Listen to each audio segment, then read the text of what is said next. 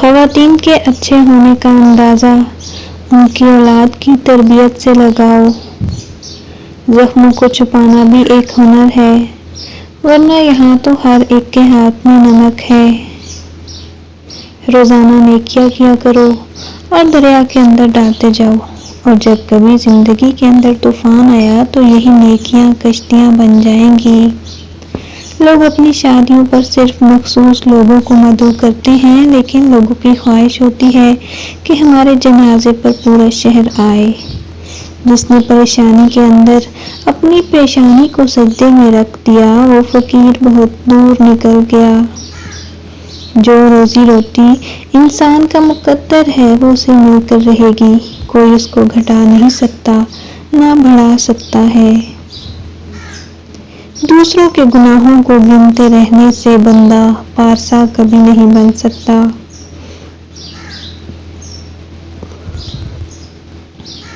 ایک بہت بڑی تعداد ایسے لوگوں کی بھی موجود ہے جن کو سب کچھ سمجھ آتا ہے، بس کسی کے احساس کی سمجھ نہیں آتی۔ اپنے بڑوں کو بوجھ مت سمجھو، انہیں کبھی اکیلا مت چھوڑو۔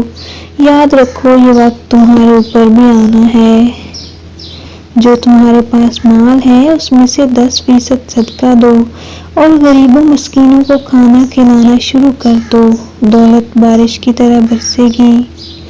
تمہارا اللہ پاک کی رضا میں راضی رہنا رب کریم کا تم پر راضی ہونے کا اشارہ ہے۔